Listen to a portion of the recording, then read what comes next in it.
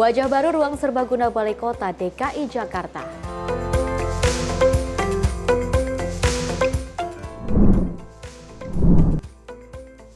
BPOM berpeluang masuk daftar WHO Listed Authority.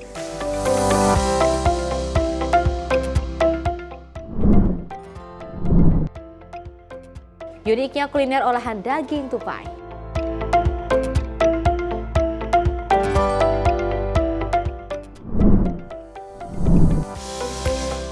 Serunya kompetisi meracik kopi.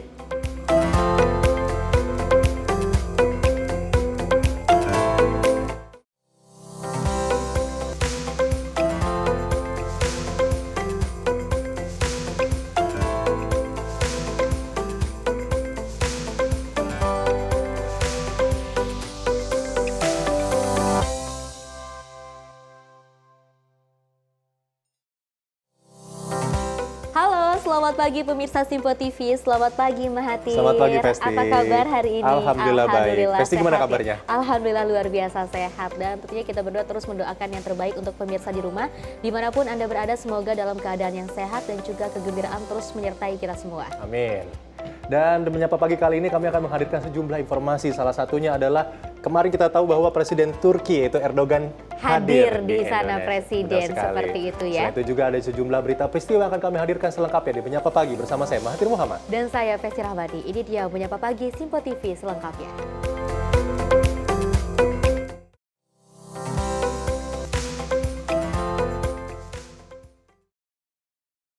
Ya pemirsa, kita awali dengan berita utama. Presiden Turki Recep Tayyip Erdogan ini memuji ketegasan Indonesia dalam membela Palestina.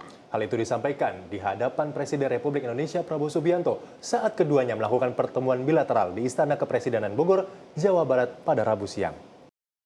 Pada perjumpaan itu, Erdogan juga menegaskan sikap Turki yang turut membela Palestina.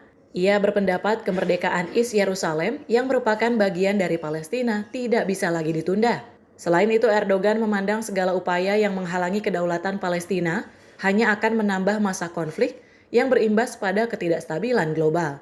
Ia berharap kesepakatan antara Turki dan Indonesia dapat menjadi jembatan bagi kemaslahatan warga Palestina. Dan berikut pernyataan dari Presiden Turki Recep Tayyip Erdogan di Istana Kepresidenan Bogor dalam joint statement bersama Presiden Prabowo Subianto. Endonezya'nın Filistin meselesindeki duruşunu takdirle karşılıyoruz. Mengenai masalah Palestina, saya mengapresiasi sikap bangsa Indonesia yang sangat tegas. Önümüzdeki dönemde Gazze'nin yeniden inşasında ve Filistin davasının savunulmasında Endonezya ile birlikte çalışmaya devam edeceğiz. Ke depan, dalam hal pembangunan kembali Palestina pasca konflik, kita akan terus melanjutkan kerjasama ini dengan Indonesia. Altını çizerek tekrar ifade etmek istiyorum. Saya ingin menekankan lagi dengan tegas bahwa 1967 sınırları temelinde başkenti Doğu Kudüs olan egemen, toprak bütünlüğünü haiz bir Filistin devletinin kurulması daha fazla geciktirilemez. East Jerusalem yang didirikan pada 1967, kemerdekaannya dan kedaulatannya, berdirinya negara Palestina yang merdeka itu tidak bisa diundur-undur lagi. Bunu aşındıracak her türlü adım, her türlü teklif ve proje bizim nazarımızda gayri meşrudur. Daha fazla çatışma, daha fazla kan ve istikrarsızlık demektir. Segala upaya untuk menghalangi kemerdekaan Palestina sebagaimana yang saya maksud di atas tidak sah. Bagi kami ini akan menambah konflik yang terus berkepanjangan, akan menambah darah yang tertumpah dan akan menambah ketidakstabilan di wilayah. Adapun selain menyoroti kebebasan Palestina, Erdogan dan Prabowo membahas sejumlah isu global terkait energi, kesehatan, pertanian, industri pertahanan, hingga pendidikan. Dari Bogor, Jawa Barat, Dio Malau, Simpo TV melaporkan. Selain itu, pemirsa, pemerintahan di bawah kepemimpinan Presiden Prabowo Subianto berkomitmen untuk mendorong dan juga pengembangan kebudayaan sebagai bagian dari identitas nasional. Usai menghadiri acara festival Cap Gomeh, Gibran meninjau penataan kawasan pusaka di Kota Singkawang. yang menyimpan sejumlah cagar budaya di Tugu Kilometer 0. Usai menghadiri acara Festival Cap Gomeh, Wakil Presiden Gibran meninjau penataan kawasan pusaka di Kota Singkawang yang menyimpan sejumlah cagar budaya di Tugu Kilometer 0. Masyarakat tampak antusias menyambut kehadiran Wapres dan Ibu Selvi Gibran Rakabuming yang didampingi PJ Gubernur Kalimantan Barat Harrison, PJ Wali Kota Singkawang Sumastro, dan Kepala BPPW Kalimantan Barat Mohyoza Habibi. Dalam kunjungannya, Gibran menekankan pentingnya fasilitas yang tidak hanya indah, tetapi juga bermanfaat secara keberlanjutan bagi masyarakat. Gibran berharap penataan ini tidak hanya menjadikan kawasan pusaka sebagai ikon baru Singkawang, tetapi juga ruang publik yang dapat dimanfaatkan masyarakat untuk berbagai aktivitas. Tim Sinpo TV melaporkan. Kita beralih ke informasi lainnya, anggota Komisi 2 DPR Deddy Sitorus dari fraksi PDIP menekankan pentingnya pemindahan ibu kota Nusantara dilakukan secara bertahap dimulai dari sektor eksekutif. Pernyataan ini disampaikan dalam rapat kerja dengan Komisi 2 DPR RI di Gedung DPR Senayan, Jakarta pada Rabu 12 Februari 2025. Namun ia juga menyoroti bahwa pemindahan ibu kota sebaiknya tidak dilakukan secara terburu-buru. Deddy menyampaikan bahwa pengalaman negara-negara lain menunjukkan bahwa proyek pemindahan ibu kota yang berhasil membutuhkan waktu yang cukup lama. Itulah perlunya kita membangun ibu kota ini dengan kematangan berpikir, bukan dengan kemauan orang per orang. Jadi ini bukan urusan sekedar mindahin gedung, tapi changing the mindset of the nation, terutama birokratnya, terutama para pemimpinnya. Karena nanti resikonya banyak. Resikonya bisa nggak jadi, bisa jadi tapi compang-camping, bisa jadi tapi semeraut. Salah satu alasan filosofis kita memindahkan ibu kota kita ke Kalimantan sana, itu ada landasan ideologisnya. Kita ingin pemerintah pusat menjadikan daerah itu jadi berandanya, bukan halaman belakang. Jadi dalam tahap itu saja kita belum berhasil, Pak. Kita lihat bagaimana kelompok masyarakat adat di sekitar wilayah ini masih banyak persoalan.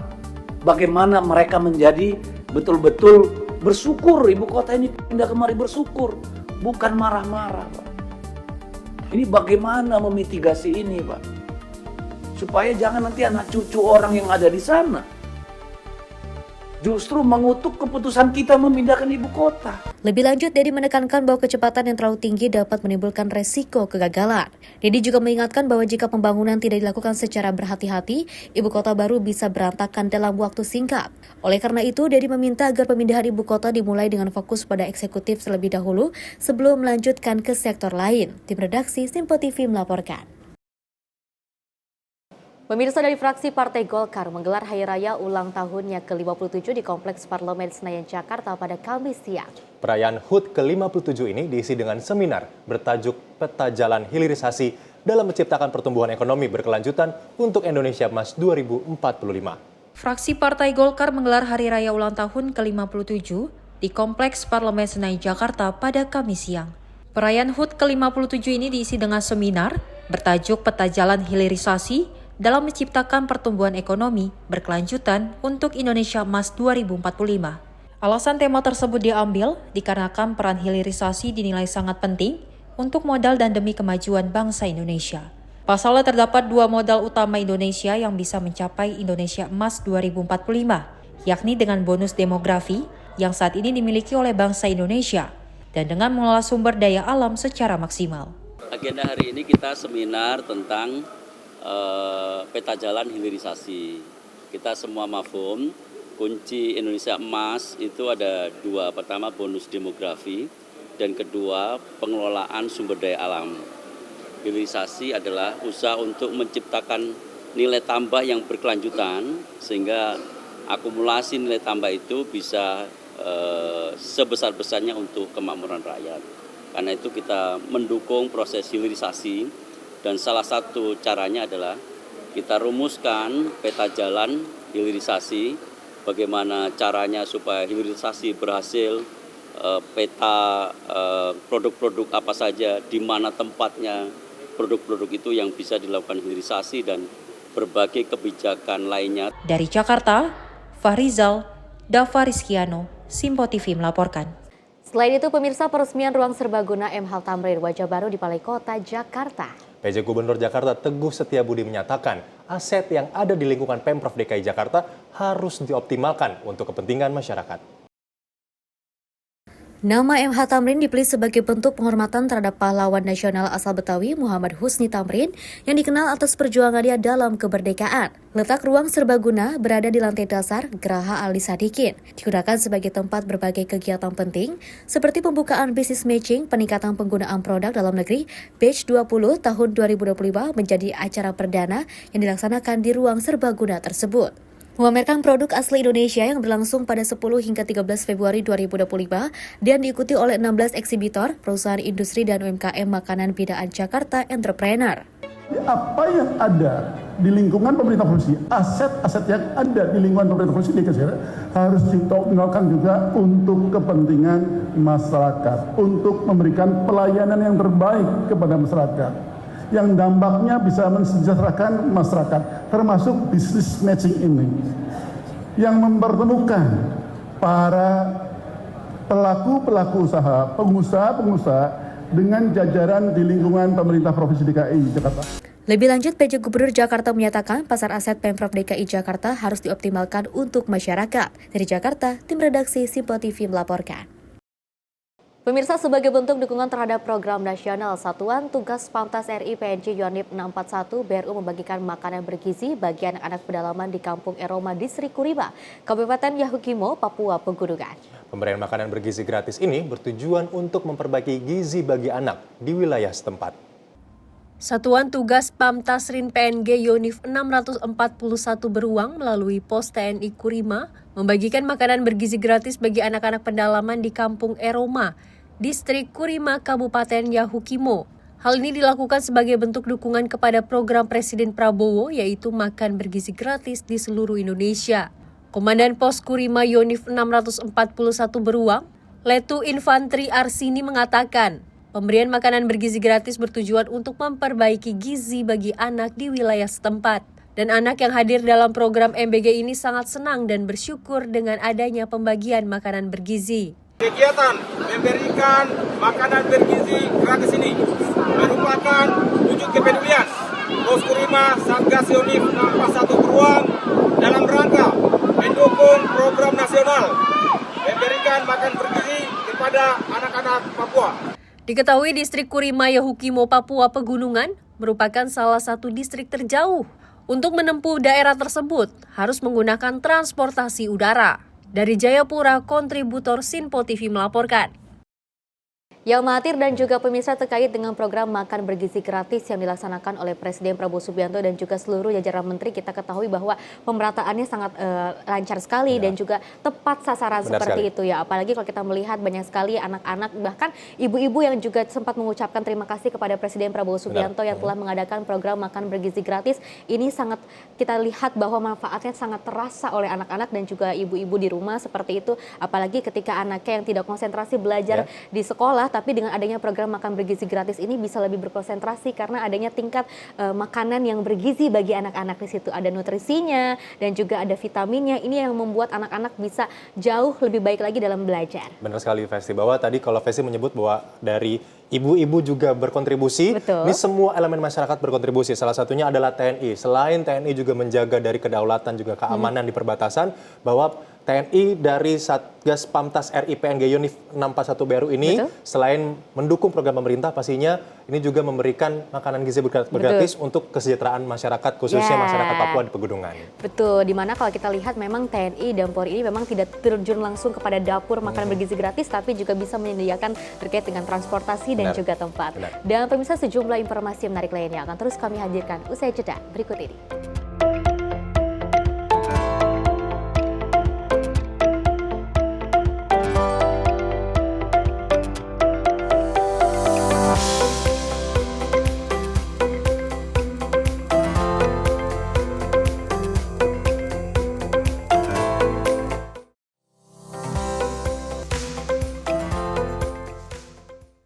Halo, selamat pagi pemirsa Simpo TV. Selamat pagi Andi. Selamat pagi, Fen. Beragam informasi terbaru hadir menemani Anda sebelum memulai hari. Itu memang dari Menteri Perhubungan juga mendukung, Betul. dari Menteri Keuangan juga mendukung, dan kita sebagai masyarakat pun juga Harus mendukung. Mengangkat isu yang tengah menjadi pembicaraan paling hangat. Semarakan pagi Anda bersama Menyapa Pagi. Setiap Senin hingga Jumat pukul 6 pagi. Hanya di Simpo TV. Kami hadir dengan rangkaian informasi dari berbagai penjuru dunia. Topik dan isu yang tengah menjadi sorotan mancanegara dikemas dengan lengkap untuk Anda.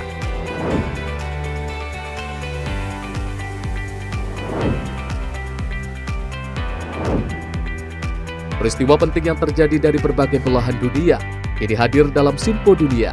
Setiap Senin hingga Jumat pukul 7:30 malam hanya di Simpo TV. Halo, selamat malam pemirsa. Senang sekali rasanya kami mengisi ruang informasi Anda. Akhiri aktivitas Anda dengan rangkuman perkembangan peristiwa yang terjadi sepanjang hari. Sebelumnya kita saksikan ada sekitar 3.000 tamu undangan, sementara di Ibu Kota Nusantara ini ada sekitar 2.000 tamu undangan. Rangkaian informasi nasional dan mancanegara dirangkum sebagai penutup hari dalam Menyapa Malam. Setiap Senin hingga Jumat pukul 8 malam, hanya di Simpo TV. Pemirsa Simpo TV kembali hadir menemani Anda dengan berbagai informasi yang telah kami rangkum dalam sepekan. Sajian lengkap informasi sepekan kami hadirkan untuk Anda. Badan Legislasi DPR menemui masa unjuk rasa di depan gedung DPR RI Senayan, Jakarta. Menemani akhir pekan Anda bersama keluarga dengan rangkuman berita menyeluruh dalam Simpo Sepekan. Setiap minggu pukul 6 pagi. Hanya di Simpo TV.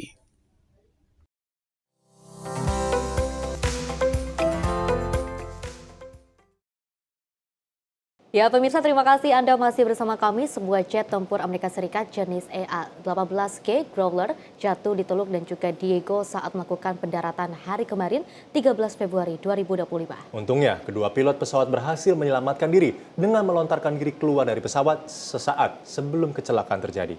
Sebuah pesawat jet tempur milik Amerika Serikat jatuh di Teluk San Diego, California pada tanggal 13 Februari 2025 saat sedang melakukan pendaratan. Kedua pilot pesawat berhasil menyelamatkan diri dengan melontarkan diri keluar dari pesawat sesaat sebelum kecelakaan terjadi. Insiden ini terjadi sekitar pukul 10:15 PDT. Pesawat yang jatuh diidentifikasi oleh pihak Angkatan Laut sebagai EA-18G Growler, sebuah varian dari FA-18F Super Hornet. EA-18G Growler sendiri merupakan pesawat peperangan elektronik berbasis kapal induk Amerika dan merupakan versi khusus dari pesawat supersonik FA-18 Hornet yang dirancang oleh McDonnell Douglas. Pesawat ini ditugaskan ke Skuadron Serangan Elektronik 135. Kedua awak pesawat berhasil melontarkan diri ke Teluk San Diego dan segera dievakuasi sebelum dibawa ke rumah sakit setempat untuk pemeriksaan medis. Saat ini penyebab dari kecelakaan tersebut masih dalam tahap penyelidikan. Dari Jakarta, Alwendi, tim Simpo TV melaporkan. Selain itu, Menteri Desa dan juga Pembangunan Daerah Tertinggal Yandri Susanto menerima audiensi Wakil Menteri Perumahan dan juga Kawasan Permukiman Fahri Hamzah. Pertemuan tersebut membahas peluang kerjasama membangun perumahan dan kawasan pemukiman di desa. Menteri Desa dan Pembangunan Daerah Tertinggal Yandri Susanto menerima audiensi Wakil Menteri Perumahan dan Kawasan Permukiman Fahri Hamzah di Jakarta. Pertemuan tersebut membahas potensi kerjasama dalam pembangunan perumahan dan permukiman di desa sebagai bagian dari program pembangunan 3 juta rumah yang dicanangkan pemerintah. Menurut Yandri, pembangunan perumahan di desa tidak hanya meningkatkan kesejahteraan masyarakat, tetapi juga menggerakkan sektor ekonomi lokal, termasuk usaha mikro, kecil, dan menengah, koperasi, dan badan usaha milik desa. Ini saya kira sekali kerja yang mulia, kerja bagus, kerja untuk merah putih. Mudah-mudahan dengan kita lakukan yang terbaik, bisa mencari solusi buat di desa. Desa terdepan untuk Indonesia. Jadi kalau kita bangun desa, pasti otomatis bangun Indonesia. Kalau kita meninggalkan desa, sudah nggak bubar kita nanti. Iya, nanti orang gempur kota semua, waduh, itu akan banyak terjadi persoalan sosial yang begitu masif nanti. Maka sebelum itu terjadi seperti Jepang dan Korea, ya salah satunya perumahan mesti kita ada harapan lah mereka di desa itu. Ternyata pemerintah di bawah Pak Presiden Prabowo membuat perhatian begitu besar. Di antara tadi adalah swasembada papan. Nah ini istilah keren juga ini. Jadi kalau selama ini kita dengungkan di 12 aksi itu, Kita kan swasembada air, swasembada pangan, swasembada energi, sudah swasembada papan. Nah, itu tuh biar jadi program unggulan gitu loh. Sehingga konsep kita antara Kementerian Perumahan itu bisa kita sinergikan. Jadi insya Allah Pak Wamen kita sangat senang ini. Tinggal nanti setelah ini disinergikan. Intinya kita dukung kebijakan Bapak Presiden Prabowo dengan 3 juta rumah. Termasuk tadi yang perumahan pesisir ya. Kalau pesisir itu pasti di desa semua, hampir itu. Ya kan, maka kita sudah ada MOU dengan Menteri Kelautan. Nanti kita dalam waktu dekat ini festival bangun desa di Kaltim. Kita akan menyulap bekas tambang Pak Wamen yang selama ini banyak nggak bermanfaat atau cenderung menjadi merusak lingkungan, kita akan sulap jadi desa wisata.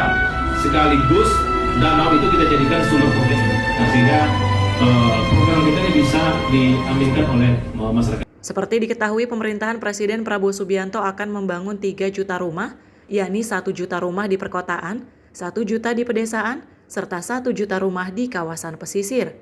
Oleh karena itu, kolaborasi antara Kementerian Perumahan dan Kawasan Permukiman dengan Kementerian Desa penting dilakukan untuk menyukseskan program 3 juta rumah yang akan dilakukan oleh pemerintah. Dari Jakarta, tim redaksi Sinpo TV melaporkan. Pemirsa, Kapolri Jenderal Polisi Listio Sigit Prabowo bertemu dengan Ketua PBNU Alisa Wahid di Gedung Mabes Polri untuk membahas berbagai isu kebangsaan, maksud kami termasuk keberagaman dan juga kekerasan di lingkungan pendidikan. Kapolri menegaskan komitmennya untuk menjaga keberagaman sebagai salah satu kekuatan utama bangsa Indonesia. Kami menyambut baik karena memang ini menjadi salah satu isu yang menjadi perhatian publik dan kami Polri juga sangat concern terhadap isu tersebut. Oleh karena itu kami juga melakukan perimbangan dengan terus membesarkan ataupun memperluas organisasi ataupun satuan kerja yang khusus menangani masalah isu-isu terhadap kekerasan perempuan ataupun kekerasan anak, dan khusus hari ini adalah kekerasan yang terjadi di pondok pesantren. Tentunya kami segera akan mengambil langkah cepat untuk segera bisa merealisasikan MOU untuk segera bisa diimplementasikan. Kemudian yang kedua, tentunya kami juga sangat senang bahwa kita terus berkomitmen untuk menjaga keberagaman, menjaga toleransi, karena memang Indonesia ini adalah negara dengan masyarakat, penduduk, ras yang beraneka ragam, dan itu adalah kekuatan yang harus kita jaga sebagai kekuatan yang dimiliki oleh Indonesia. Oleh karena itu kita juga akan mengambil langkah-langkah lebih lanjut untuk melaksanakan kerjasama lanjutan terkait dengan masalah hal-hal tersebut. Sementara itu, pemirsa, Badan Pengawas Obat dan Makanan tengah bersiap untuk masuk ke dalam daftar World Health dan juga Organization Listed Authority, yakni sebuah pengakuan internasional terhadap standar pengawasan obat dan juga makanan. Kepala Kantor Komunikasi Kepresidenan Hasan Nasbi menegaskan pencapaian ini tak hanya menjadi kebanggaan, tetapi juga dapat menjadi memperkuat ekonomi Indonesia di sektor farmasi. Kepala Kantor Komunikasi Kepresidenan Hasan Nasbi menyatakan Indonesia berpeluang menjadi salah satu negara berkembang pertama yang bergabung dalam WHO Licensed Authority. Hasan menyampaikan bahwa hingga saat ini hanya sekitar 30 negara yang tergabung dan seluruhnya merupakan negara maju. Menurutnya pengakuan ini memiliki dampak besar, di antaranya obat yang disertifikasi BPOM akan diakui oleh negara maju tanpa pengujian ulang. Lebih lanjut, Hasan juga mengungkapkan apresiasi terhadap BPOM yang turut berperan dalam program Makan Bergizi Gratis, yang menjadi salah satu program prioritas pemerintah di bawah arahan Presiden Prabowo Subianto. Jadi katanya bulan April bakal ada sidang ini untuk menentukan apakah BPOM akan masuk menjadi bagian dari WHO Listed Authority. Nah, beliau mengatakan sangat optimis Indonesia bisa menjadi bagian dari itu. Dan kalau begitu, mungkin kita baru berapa negara, Bang? 30 negara? Baru 30 negara yang menjadi bagian dari WHO Listed Authority. Dan semuanya negara maju. Dan semuanya negara maju. Jadi, kalau Indonesia bisa menjadi bagian itu tahun ini, ini adalah sebuah kebanggaan besar buat Indonesia, tapi tidak hanya sebagai sebuah kebanggaan besar, tapi ini tentu juga akan menjadi motivasi agar ekonomi kita bisa berkembang. Itu artinya kan obat-obat yang disertifikasi di Indonesia langsung diakui otomatis oleh negara-negara maju tanpa harus diuji ulang. Kalau kita menjadi bagian dari WHO Listed Authority. Kita juga berterima kasih, BP POM sangat luar biasa juga ikut membantu dalam pengawasan monitoring ini dalam program hasil terbaik cepat Presiden Prabowo, yaitu makan bergizi gratis. Dari Jakarta, Jihan Nabila, Rona Bayu, Simpo TV melaporkan. Sementara itu, pemirsa, Badan Pengawas Obat dan Makanan atau BPOM terus memperkuat perannya dalam pengawasan obat dan juga makanan di Indonesia. Usai melakukan pertemuan tertutup dengan Kepala Kantor Komunikasi Kepresidenan, Kepala BPOM Taruna Ikrar menyatakan ada 7 program utama yang menjadi fokus BPOM. Salah satunya peningkatan stratifikasi global dan penurunan harga obat. Ketua BPOM Taruna Ikrar menegaskan komitmen BPOM dalam meningkatkan standar pengawasan obat dan makanan di Indonesia. Salah satu target utamanya adalah menjadikan BPOM sebagai WHO License Authority, sehingga pengakuan global terhadap regulasi obat dan makanan Indonesia semakin kuat. Ikrar menjelaskan BPOM turut berperan penting dalam mendukung penurunan harga obat, mendorong inovasi produk biologi, serta melakukan pembaharuan regulasi. Kemudian yang ketiga, hubungannya dengan inovasi produk biologi termasuk obat. Kemudian yang keempat, hubungannya dengan apa yang kita sebut dengan inovasi riset-riset, khususnya yang berhubungan dengan obat dan pangan. Kemudian yang kelima, perbaharuan apa yang kita sebut dengan regulasi. Regulasi kita ingin perbaharui karena ada beberapa regulasi yang berhubungan dengan pengawasan obat dan makanan sudah saatnya diperbaharui. Kemudian atau direformasi. Kemudian yang keenam, hubungannya dengan UMKM kami juga. Dan yang terakhir, perannya Badan POM hubungannya dengan makan bergizi gratis. Dari ketujuh hal itu tentu itu merupakan juga dari 7 program itu sudah disetujui oleh Komisi 9 sebagai mitranya Badan Pengawas Obat dan Makanan. Oleh karena itu kedatangan Bapak Kepala Komunikasi Kepresidenan pada hari ini tentu akan bersinergi untuk mensinkronkan 7 program utama kami. Ikrar menyebutkan BPOM juga aktif memfasilitasi UMKM di bidang obat dan pangan, serta terlibat dalam program makan bergizi gratis untuk masyarakat. Dari Jakarta, Jihan Nabila, Rona Bayu, Simpo TV melaporkan. Kita beralih ke informasi lainnya. Kementerian Luar Negeri Indonesia akan memperkuat kebijakan antisipatif, komprehensif, dan juga memanfaatkan mekanisme regional untuk menangani kejahatan transnasional.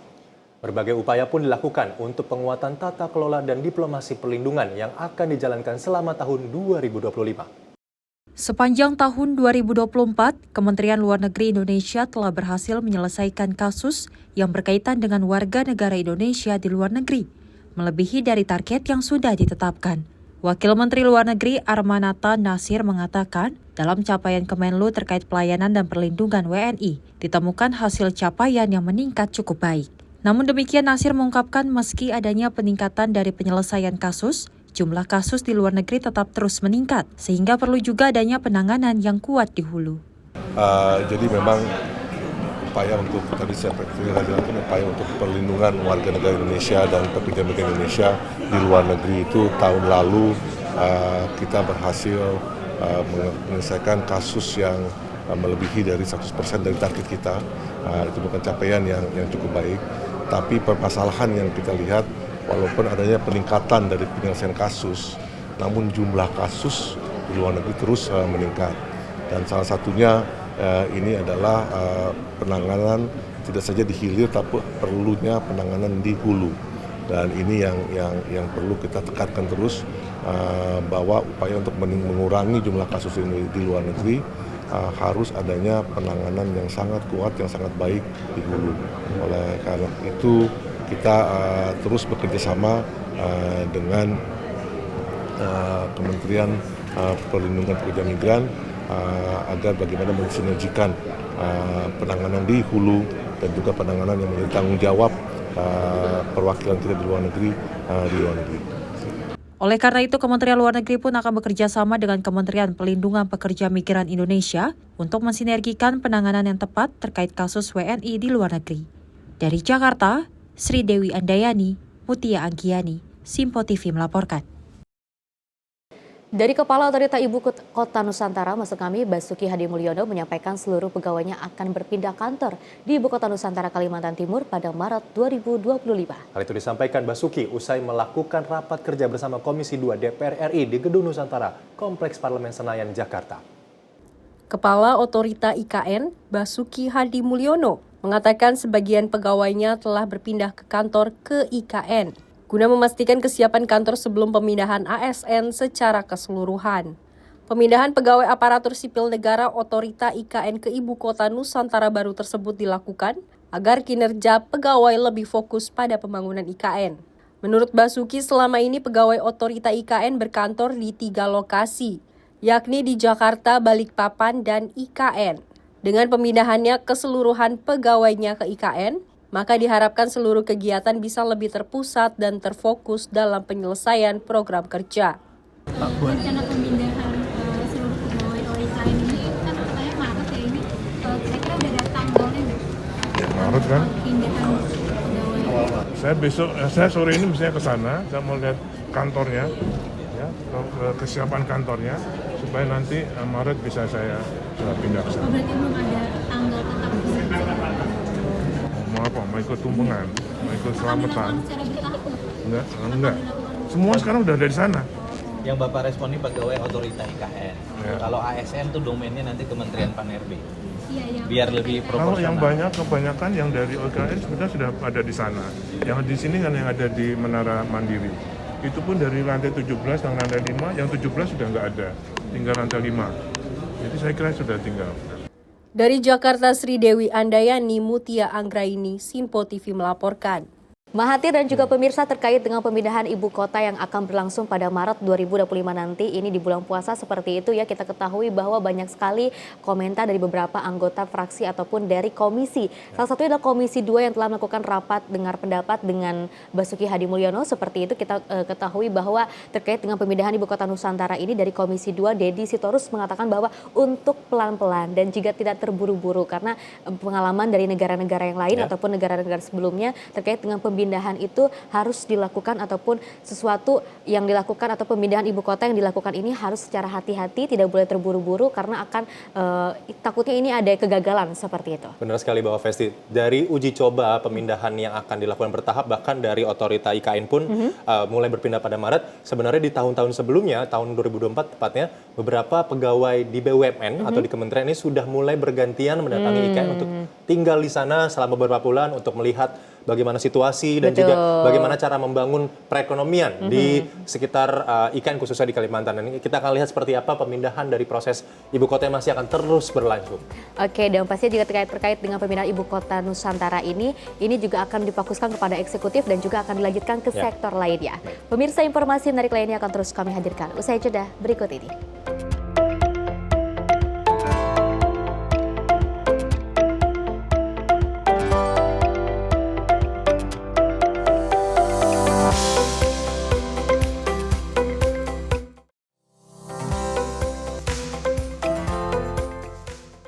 Pemirsa, Simpo TV kembali hadir menemani Anda dengan berbagai informasi yang telah kami rangkum dalam sepekan.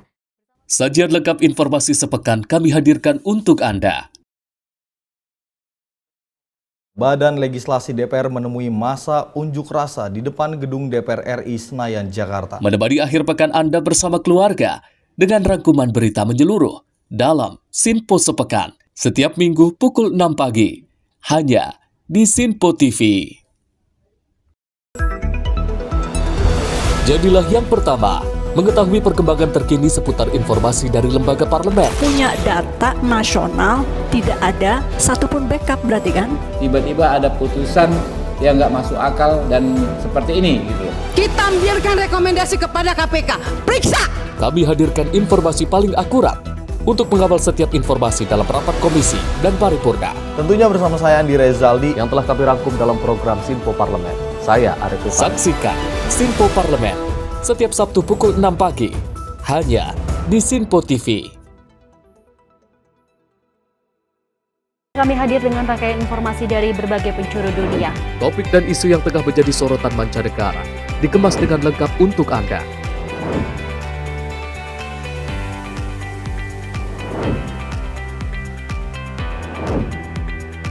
Peristiwa penting yang terjadi dari berbagai belahan dunia ini hadir dalam Sinpo Dunia setiap Senin hingga Jumat pukul 7:30 malam hanya di Sinpo TV. Pemirsa Sinpo TV kembali hadir menemani Anda dengan berbagai informasi yang telah kami rangkum dalam sepekan. Sajian lengkap informasi sepekan kami hadirkan untuk Anda. Badan Legislasi DPR menemui masa unjuk rasa di depan gedung DPR RI Senayan, Jakarta. Menemani akhir pekan Anda bersama keluarga dengan rangkuman berita menyeluruh dalam Sinpo Sepekan setiap minggu pukul 6 pagi hanya di Sinpo TV.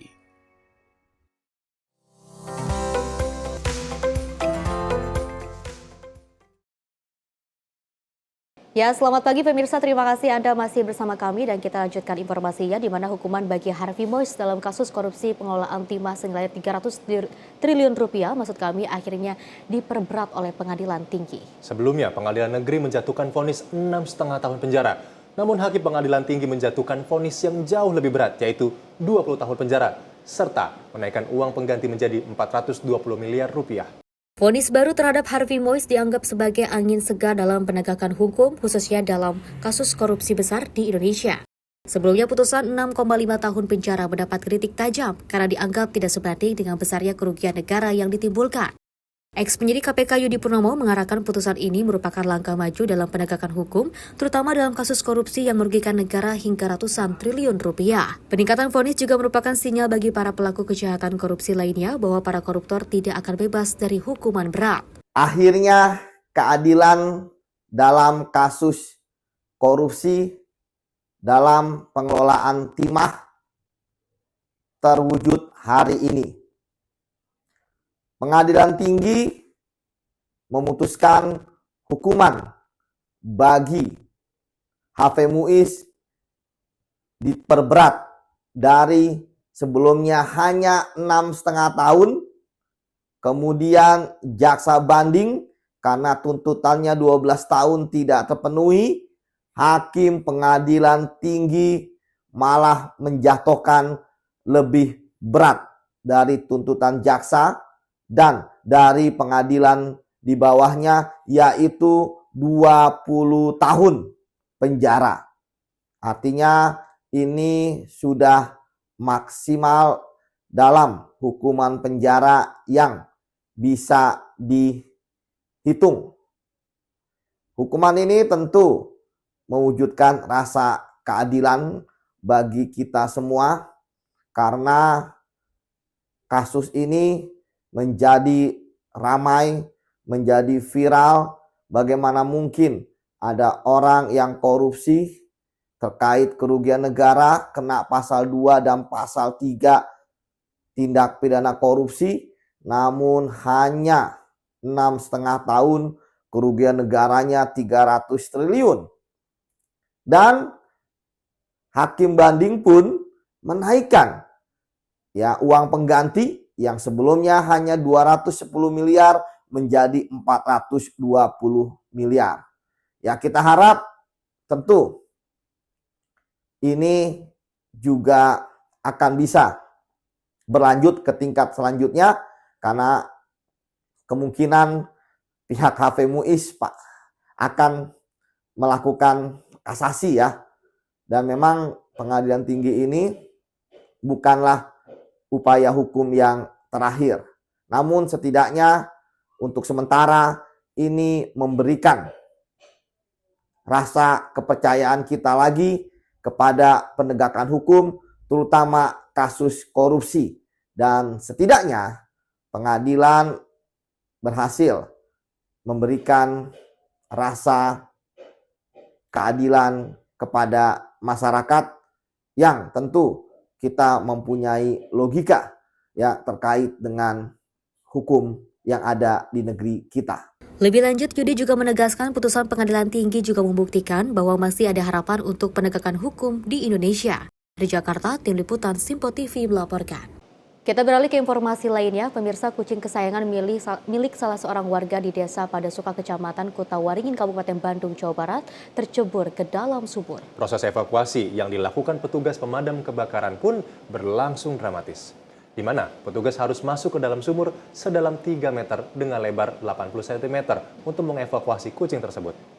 Petugas rescue pemadam kebakaran Kabupaten Bandung, Jawa Barat, mengevakuasi seekor kucing kesayangan milik warga di Desa Padasuka, Kecamatan Kutawaringin yang tercebur ke dalam sumur pada Kamis dini hari.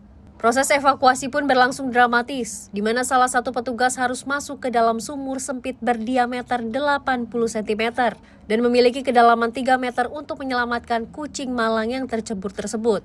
Setelah mempersiapkan berbagai macam alat penunjang untuk melakukan proses evakuasi, petugas pun kemudian bergegas turun ke dalam sumur hingga berhasil menyelamatkan kucing yang sudah berada di dalam sumur selama kurang lebih 2 jam tersebut dalam kurun waktu 10 menit. Hari ini kita menerima laporan adanya kucing terjatuh ke dalam sumur di rumah warga, tepatnya di seputaran Kecamatan Kutawaringin. Untuk sumurnya kedalaman kurang lebih ada 3 meter kurang lebih. Kebetulan airnya sedang penuh. Alat kita gunakan ada untuk alat vertical rescue, ada tripod dan lain sebagainya. Kemudian menggunakan tali, kita juga menerjunkan satu rescuer ke dalam sumur. Tetap kita menggunakan SOP. Usai dievakuasi, kucing tersebut kemudian langsung mendapatkan perawatan dari sang pemilik agar kondisi lekas membaik kembali. Dari Kabupaten Bandung, Jawa Barat, kontributor Simpo TV melaporkan. Sementara itu, seorang pria di Kabupaten Bandung, Jawa Barat ini dibekuk polisi lantaran mencabuli seorang anak perempuan di bawah umur dan 2 perempuan dewasa. Pelaku melancarkan aksi asusilanya tersebut dengan modus berpura-pura menjadi dukun supranatural yang bisa menyembuhkan berbagai macam penyakit. Beben, pria berusia 31 tahun ini, dibekuk Satuan Reserse Kriminal Polresta Bandung lantaran melakukan perbuatan tak senonoh dengan mencabuli 3 perempuan di kawasan Banjar, Kabupaten Bandung, Jawa Barat. Mirisnya 1 dari ketiga korban merupakan anak perempuan yang masih di bawah umur. Perbuatan cabul ini terkuak setelah salah satu keluarga korban melaporkan Beben kepada polisi. Berdasarkan hasil pemeriksaan, pelaku Beben melancarkan perbuatan asusilanya tersebut dengan berpura-pura menjadi seorang dukun supranatural yang bisa menyembuhkan berbagai macam penyakit. Pelaku mengaku kilaf karena tergiur dengan kemolekan tubuh korban saat melakukan praktek pijat ketika menjadi dukun jadi-jadian. 9 tahun, Pak. 9 tahun? 9 tahun, ya. 9 tahun? Iya, Pak. 9 tahun. Biasanya Beben datang ke rumah para korban atau di rumah juga buka praktek? Enggak, di rumah mah enggak, Pak. Aku mau panggilan.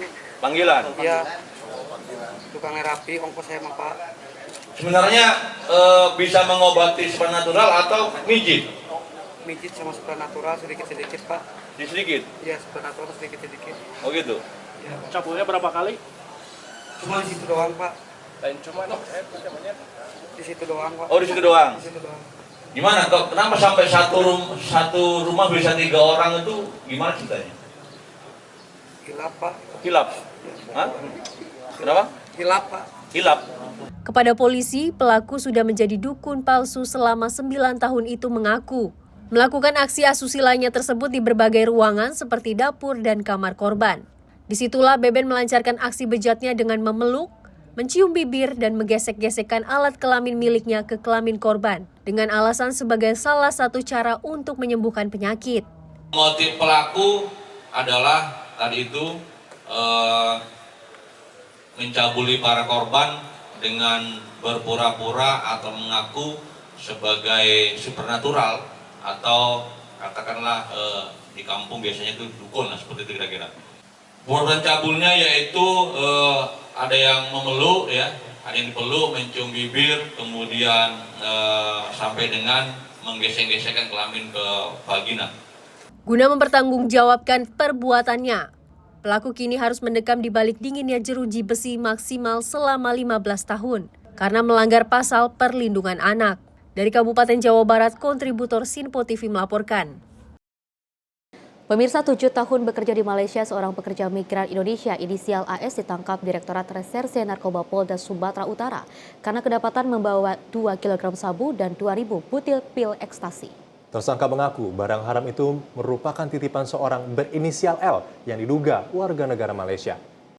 Pria asal Kabupaten Deli Serdang, Sumatera Utara, kini ditangkap petugas setibanya dari negara jiran Malaysia di salah satu dermaga di Kabupaten Asahan, Sumatera Utara pada 28 Januari 2025 lalu. Saat itu tersangka sedang istirahat di dalam kamar rumah warga sambil menunggu mobil yang menjemputnya. Polisi yang mendapatkan informasi ada seorang PMI yang baru tiba dari Malaysia dengan menumpang kapal nelayan membawa narkotika jenis sabu dan ekstasi. Petugas langsung menyergap tersangka di dalam kamar dan memeriksa tas tangsel yang milik tersangka. Dari dalam tas tersebut, petugas menemukan 2 bungkus teh warna hijau berisi sabu-sabu dan 2.000 butir ekstasi. Direktur Reserse Narkoba Polda Su Kombes Yemi Mendagi pada Rabu siang mengatakan tersangka merupakan PMI yang masuk ke negara Malaysia secara ilegal. Tersangka tinggal dan bekerja di Malaysia selama 7 tahun. Tersangka mengaku barang haram tersebut merupakan titipan seorang berinisial L, diduga warga negara Malaysia. Rencananya sabu-sabu tersebut akan diserahkan kepada seorang berinisial M dan akan diedarkan di kawasan Percut Seituan. Polda Sumatera Utara mengamankan satu pekerja ataupun TKI yang bekerja di negara jiran ataupun di negara Malaysia yang kurang lebihnya sudah tinggal di Malaysia kurang lebih 7 tahun. Dan pada saat kembali ke Sumatera Utara, yang bersangkutan dengan inisial AS kembali dengan membawa narkotika. Narkotikanya yang kita berhasil amankan 2 kg sabu dan 2.000 butir pil ekstasi. Kemudian yang di mana barang tersebut dibawa dari negara jiran kita yaitu negara Malaysia. Kemudian di sini juga dipesan oleh seseorang yang berinisial M. Dan pada saat ini sedang kita lakukan. Polisi masih melakukan pengembangan memburu tersangka lain inisial L dan M yang memerintahkan tersangka membawa narkotika tersebut. Dari Medan, Sumatera Utara, kontributor Simpo TV melaporkan. Kita beralih ke informasi lainnya, pemirsa, diduga bermula dari permasalahan sepele keributan antara petugas keamanan dengan sekelompok warga negara asing terjadi di salah satu beach club di kawasan Tibu Beneng, Kuta Utara, Badung, Bali. 4 orang WNA dalam video yang viral di media sosial menghajar petugas keamanan klub hingga mengalami luka serius. Aparat kepolisian hingga kini masih memburu 4 pelaku tersebut. Inilah viral di media sosial yang memperlihatkan saat sejumlah warga negara asing yang bertelanjang dada sedang baku hantam dengan petugas keamanan di salah satu beach club di kawasan Tibu Beneng, Kuta Utara, Badung, Bali. Terlihat dari video amatir perkelahian antar sejumlah warga negara asing dengan beberapa petugas keamanan berlangsung sengit. Beberapa WNA bahkan terlihat mengeroyok salah satu petugas keamanan dengan memukul menggunakan kayu yang diperkirakan sebagai palang parkir. Ada juga WNA lain yang mempersenjatai dirinya dengan membawa tali tambang dan kayu balok. Keributan yang terjadi di pinggir jalan itu bahkan menyebabkan lalu lintas terganggu. Sementara para wisatawan yang ada di lokasi tampak berlari ketakutan. Akibat insiden tersebut, petugas keamanan beach club mengalami luka serius. Jadi untuk kejadian itu memang benar terjadi, dan saat ini kami dari Kepolisian Resort Badung telah melakukan penyelidikan di lapangan terkait motif kejadian termasuk para pelakunya, dan sampai saat ini kami dari Kepolisian Resort Badung masih melakukan pengejaran terhadap para terduga pelaku yang terlibat dalam perkelahian tersebut. Menurut sejumlah orang, insiden bermula saat petugas keamanan beach club melihat salah satu terduga pelaku mencekik tamu lainnya yang duduk di meja. Hal tersebut lantaran diduga masalah bersenggolan dengan wanita di sana dan akhirnya dilerai oleh petugas keamanan. Sejumlah petugas keamanan kemudian berupaya membuat situasi di dalam beach club kondusif dengan meminta tamu onar itu keluar di area tempat hiburan. Petugas keamanan menggiring turis asing itu keluar agar tidak terjadi keributan lagi. Tetapi sekelompok WNA itu tiba-tiba memberontak dan tiba-tiba memukul petugas keamanan yang ada di area parkir. Setelah mengeroyok petugas keamanan, kelompok WNA yang belum diketahui asalnya itu kabur ke utara, menuju arah Jalan Pantai Berawa. Dari Bali, Bagus Raditya, Sinpo TV melaporkan. Lagi-lagi warga negara asing yang datang ke Bali ini mencemari keindahan dan juga view yang indah di kota Bali. Benar seperti sekali, itu ya. Kita harus berhati-hati, apalagi kita kan emosi seseorang kita tidak ada yang tahu ya Mati dan juga pemirsa, dan mudah-mudahan ini bisa menjadikan sebuah pembelajaran untuk kita semua. Apapun permasalahannya, apapun yang diperdebatkan, mungkin maksud kami ini bisa dibicarakan dengan baik-baik. Benar sekali, dan semoga ini ke depannya dari pihak keamanan saat menjaga suatu tempat juga dengan tamunya dapat berbicara dengan baik. Memang beberapa tempat memang cukup berbahaya ya Festi ya, apalagi kalau memang dia tak datang ke beberapa tempat yang bisa mengundang emosional. Tapi semoga masyarakat Indonesia khususnya WNI ini terhadap warga asing tetap ramah sehingga Indonesia masih menjadi pilihan destinasi pertama untuk melakukan liburan dari berbagai negara. Ya pemirsa, informasi menarik lainnya akan terus kami hadirkan usai jeda berikut ini.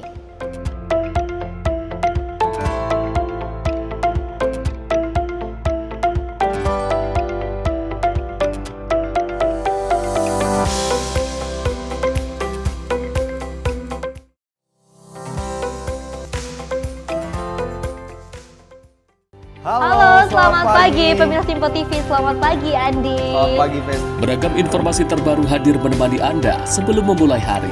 Itu memang dari Menteri Perhubungan juga mendukung, Betul. dari Menteri Keuangan juga mendukung, dan kita sebagai masyarakat pun juga Harus mendukung. Mengangkat isu yang tengah menjadi pembicaraan paling hangat.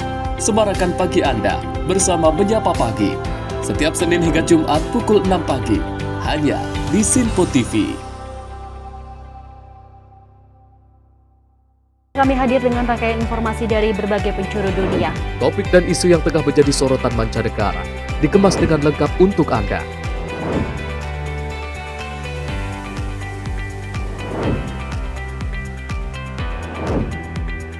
Peristiwa penting yang terjadi dari berbagai belahan dunia kini hadir dalam Sinpo Dunia. Setiap Senin hingga Jumat pukul 7:30 malam hanya di Sinpo TV. Halo, selamat malam pemirsa. Senang sekali rasanya kami mengisi ruang informasi Anda. Akhiri aktivitas Anda dengan rangkuman perkembangan peristiwa yang terjadi sepanjang hari. Sebelumnya kita saksikan ada sekitar 3.000 tamu undangan, sementara di Ibu Kota Nusantara ini ada sekitar 2.000 tamu undangan. Rangkaian informasi nasional dan mancanegara dirangkum sebagai penutup hari dalam Menyapa Malam. Setiap Senin hingga Jumat pukul 8 malam, hanya di Sinpo TV. Pemirsa Simpo TV kembali hadir menemani Anda dengan berbagai informasi yang telah kami rangkum dalam sepekan. Sajian lengkap informasi sepekan kami hadirkan untuk Anda. Badan Legislasi DPR menemui masa unjuk rasa di depan gedung DPR RI Senayan, Jakarta. Menemani akhir pekan Anda bersama keluarga dengan rangkuman berita menyeluruh dalam Sinpo Sepekan. Setiap minggu pukul 6 pagi, hanya di Sinpo TV.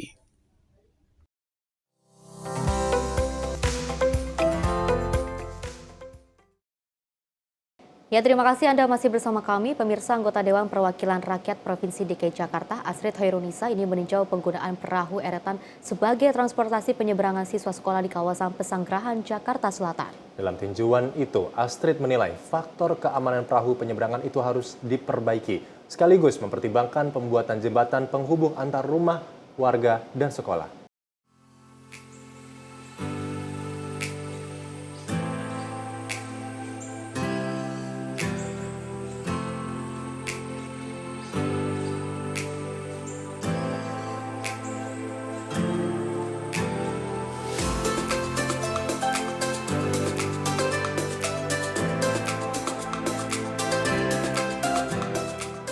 Di tengah maraknya jasa transportasi daring, perahu eretan yang melintasi Kali Pesanggerahan, Jakarta Selatan masih menjadi moda transportasi utama bagi para siswa.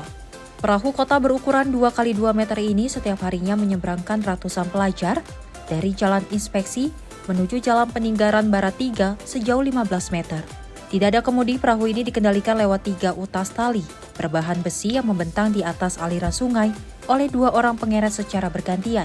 Di tiap sisi kali sudah terpasang tangga kayu yang sengaja disusun agar para pengguna tidak kesulitan saat menaiki atau keluar perahu eretan. Di tengah anomali zaman modern saat ini, perahu eretan itu menarik perhatian anggota DPRD Astrid Khairunisa untuk meninjau langsung keselamatan para pelajar. Anggota Komisi E itu pun langsung menaiki perahu bersama Kapolsek Pesanggerahan AKP Seala Syah Alam dan berinteraksi bersama pelajar. Usai turun perahu, keduanya sepakat untuk memperbaiki faktor keamanan perahu tersebut dengan mengganti tangga kayu dengan beton di dua sisi bantaran sungai. Selain itu, Astrid juga mengusulkan pembuatan jembatan penghubung, namun hal itu harus dibicarakan kembali dengan pemerintah Provinsi DKI Jakarta terkait anggaran pembebasan tanah. Rasakan kayaknya ini anak-anak ini kurang safety, keamanannya kurang sekali. Apalagi tadi kita udah tanya sama beberapa anak, mereka bilang udah biasa, tapi ternyata pas saya bilang, ini kamu bisa berenang nggak? Nggak bisa berenang. Berarti kan memang bahaya. Apalagi tadi saya nyoba sama ibu, goyang-goyang ya Bu. Ayo yang satu ke kiri, yang satu di belakang supaya seimbang. Berarti kan safety-nya kurang. Berarti itu yang harus ditingkatkan. Kayaknya kita bisa safety pengamanan ini kita ganti mungkin dengan semen atau sebelah sananya juga dengan semen. Walaupun tapi tetap ya ngomong sama yang punya rumah dulu ya. Ininya kita setidaknya bukan kayu seperti itu. Dan di dalam perahunya getek, mungkin kita siapkan ban atau gimana supaya amit-amit kalau ada apa-apa, ada bannya, ada safety-nya. Apa yang dirasakan masyarakat, itulah yang harus kita rasakan bersama. Jadi tadi sudah ada beberapa obrolan sama Ibu Dewan, tindakan tercepat apa yang bisa kita lakukan untuk menjaga keselamatan, keamanan dari warga, terus juga apa nih ke depannya yang kemungkinan bisa meningkatkan perekonomian masyarakat sekitar. Karena dengan meningkatkan perekonomian masyarakat sekitar, itu otomatis perekonomian yang meningkat itu keamanan juga pasti terjamin. Karena jika ada perekonomian yang bagus di suatu wilayah, itu pasti tingkat keamanannya terjamin, harkamtipmasnya tercapai. Sementara itu biaya Rp2.000 dirasa tidak memberatkan para pelajar jika dibandingkan harus memutar berjalan kaki sejauh 3 km dari rumah menuju sekolah mereka. Meski demikian, penyeberangan menggunakan perahu eretan ia tinggalkan jika debit air sungai Pesanggerahan naik akibat curah hujan tinggi. Ini sekolahnya di seberang kali. Oh, setiap hari lewat sini. Kalau nggak lewat sini, jauh. Oh, lumayan. Jadi adanya ini buat ngebantu. Bayar nggak sih? Bayar. Berapa? 2.000. Sekali. Oh, bolak-balik 2.000. Jadi ini sebenarnya udah lama ya? Kamu tiap hari lewat sini? Iya. Dari SD? Iya. Kalau nggak ada ini, kalau kalinya lagi naik, dia berhenti beroperasi atau gimana? Biasanya masih, cuma nggak terlalu ramai. Oh, nggak terlalu ramai. Takut nggak sih? Enggak. Diketahui perahu eretan sudah menjadi alat transportasi utama penyeberangan Sungai Pesanggerahan bagi para pelajar maupun warga sejak tahun 1987. Beroperasi sejak pagi hingga sore, perahu eretan itu bisa melakukan puluhan kali perjalanan bolak-balik dalam sehari dengan omset ratusan ribu rupiah. Dari Jakarta, kontributor Simpo TV melaporkan.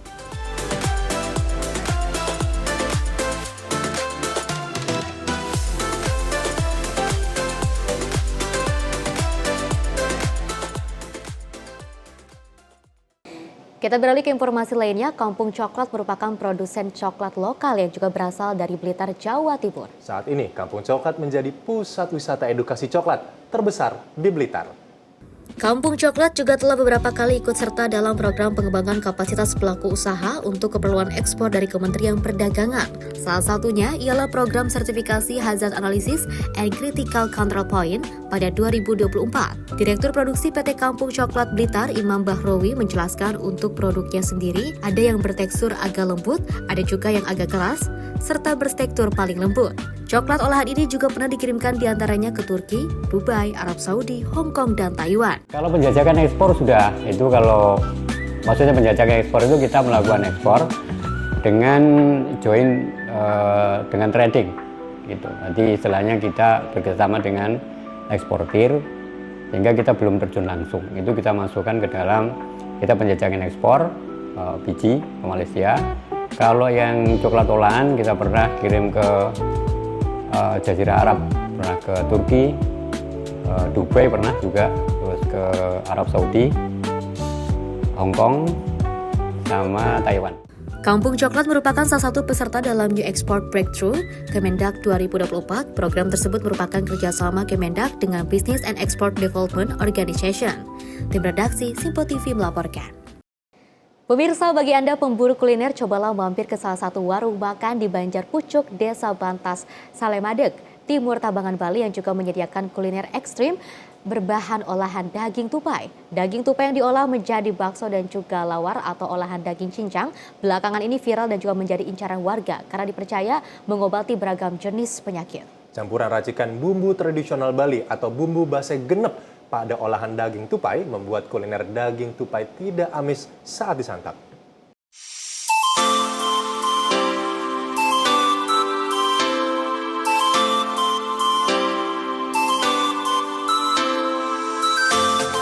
Inilah tupai, hewan berbentuk mungil yang suka loncat di pepohonan. Tupai dikenal sebagai hewan penggerak karena kerap menjadi hama bagi sebagian besar petani kelapa atau buah. Meski jadi musuh petani, belakangan ini kuliner berbahan daging tupai justru menjadi incaran. Kuliner ekstrim ini memiliki daya tarik tersendiri karena dipercaya bermanfaat bagi kesehatan. Satu-satunya warung di Bali yang menyediakan olahan daging tupai terletak di Banjar Pucuk, Desa Bantas, Salemadeg, Timur Tabanan. Sebelum diolah daging tupai tersebut, dibersihkan terlebih dahulu dan dikuliti dari bulu-bulu halus yang menempel di tubuhnya. Selanjutnya, daging tupai dicincang hingga halus dan merata, agar tidak amis dan olahan bumbu meresap hingga ke dalam daging. Tambahkan racikan bumbu tradisional Bali atau bumbu base genep seperti bawang merah, bawang putih, lengkuas, cabai, kencur, kunyit, jahe, kemiri, ketumbar, dan berbagai rempahan lainnya pada daging tupai yang dicincang hingga tercampur merata. Setelah dicincang, olahan daging tupai selanjutnya dibagi menjadi dua, yaitu untuk bakso dan lawar. Untuk bakso, daging yang telah dihaluskan dibentuk bulat, kemudian dimasukkan ke dalam kuah bening. Sedangkan untuk olahan lawar, cincangan daging tupai yang dibentuk bulat-bulat dicampurkan dengan irisan kacang panjang, buah nangka, parutan kelapa, serta bumbu basah kenap tradisional Bali. Untuk selanjutnya diaduk hingga merata. Satu porsi paket komplit kuliner bakso dan lawar tupai ditambah minuman dingin dibanderol dengan harga terjangkau, yaitu hanya Rp20.000. Dengan kandungan protein yang tinggi, olahan kuliner daging tupai tidak hanya dipercaya meningkatkan stamina. Bila dikonsumsi rutin, kuliner ekstrim ini dipercaya menjadi terapi penyembuhan beragam penyakit, mulai dari gangguan pernafasan, tekanan darah tinggi, hingga rematik. Ini kami olah di sini sebagai calon. Calon itu bakso kalau di Bali baksonya Bali, sama lawar. Ya, kami jual sama nasi, isi lawar, isi bakso tersebut. Ya, saat ini saya mungkin kayaknya satu-satunya di Bali karena belum ada yang lain di daerah-daerah lain juga belum kelihatan. Kemarin ada pengunjung dari Kerobokan ke sini, dia yang membuktikan langsung karena dia mempunyai gula. Kadar gulanya tinggi.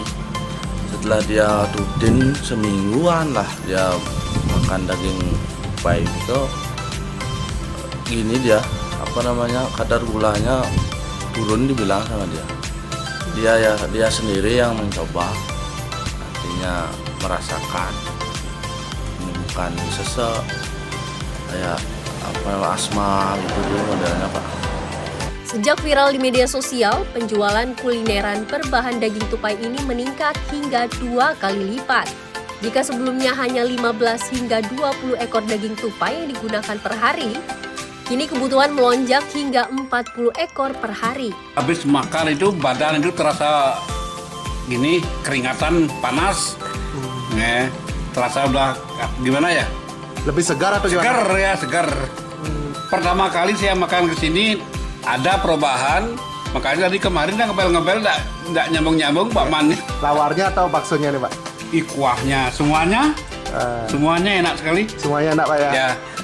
Semuanya enak sekali. Daging tupai itu makin sekarang jarang dan langka. Di samping itu kalau saya mau menikmati gini karena untuk obat juga, obat asma. Dan kebetulan sekarang ada yang menyediakan kuliner ini, makanya saya enggak belum. Tapi kalau gininya kan panas, kayak ya sejenis kelinci gitu kan, sama ya. Tapi ini lebih gini, lebih terasa kalau menurut saya. Untuk memenuhi kebutuhan daging tupai, diperoleh dari para pemburu dari berbagai daerah di Kabupaten Tabanan, Bali, yang datang setiap 2 hingga 3 hari sekali. Jika pasokan daging tupai stabil setiap harinya, menu olahan daging tupai rencananya ditambah dengan adanya gorengan crispy yang dipercaya sebagai terapi sakit ginjal, menurunkan kadar kolesterol hingga kencing manis. Dari Bali, Bagus Raditya, Sinpo TV melaporkan. Selain itu, seorang barista biasanya dikenal menjadi penentu keberhasilan dari sebuah coffee shop atau kedai kopi. Namun, apa jadinya jika para barista terbaik di tanah air berkumpul untuk saling adu kreasi dalam penyajian kopi? Tidak hanya ditantang menciptakan seni latte yang indah, adrenalin para barista juga diuji dengan berinovasi, menciptakan resep baru minuman kopi.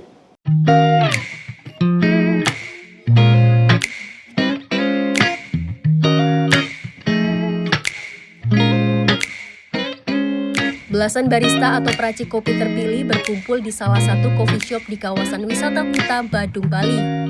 Puluhan barista dari berbagai daerah di tanah air ini merupakan barista terbaik yang sebelumnya lolos seleksi dengan menyisihkan ratusan barista di babak sebelumnya. Untuk menjadi juara pada ajang ini, seorang barista tidak hanya sekedar mampu menyeduh secangkir kopi, tapi juga mampu menaklukkan 2 tantangan dalam waktu 8 menit. Tantangan tersebut yaitu menciptakan seni latte yang indah sesuai dengan pola yang ditentukan, serta meracik kreasi minuman baru berbahan susu gandum dan campuran kopi. Untuk tantangan pertama, seorang barista harus mampu menyuguhkan seni latte dalam 1 kali suguhan.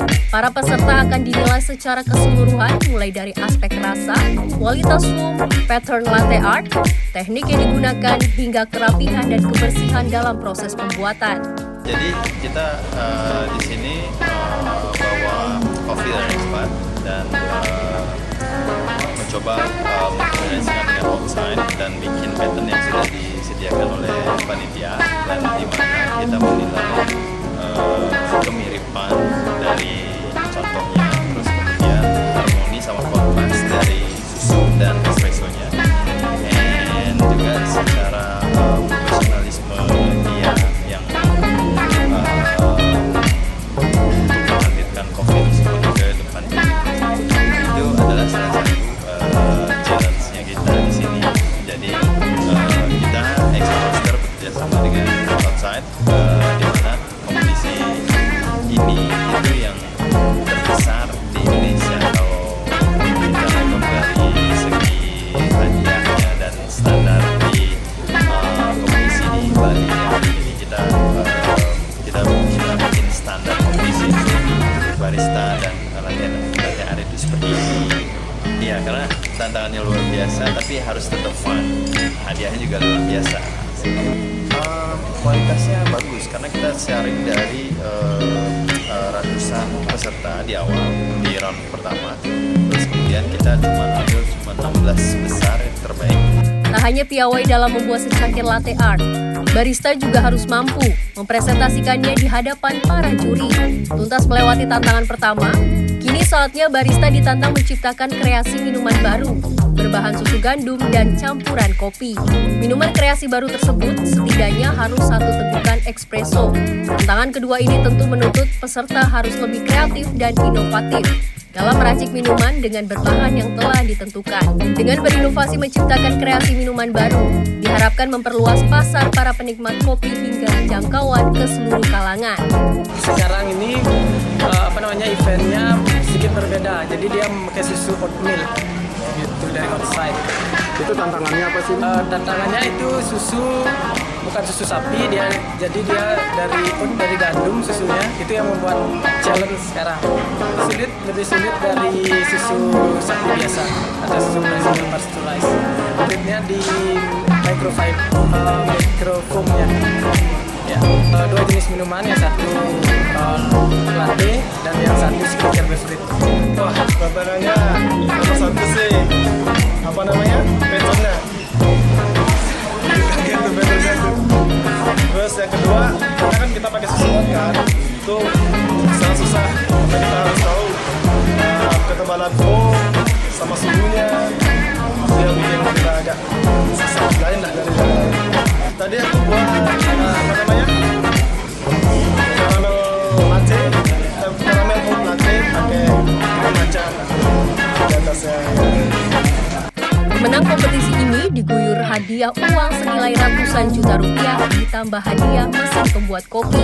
Kompetisi barista ini secara keseluruhan melibatkan ratusan barista terbaik dari seluruh pelosok tanah air. Keterampilan, pengalaman, serta kreativitas dalam meracik seni kopi latte dan kreasi minuman baru diharapkan membuat budaya kopi di Indonesia semakin berkembang. Selain itu, kompetisi ini juga dapat menjadi ruang bertemu bagi para peracik kopi untuk saling berbagi pengalaman. Dari Bali, Bagus Raditya, Simpo TV melaporkan.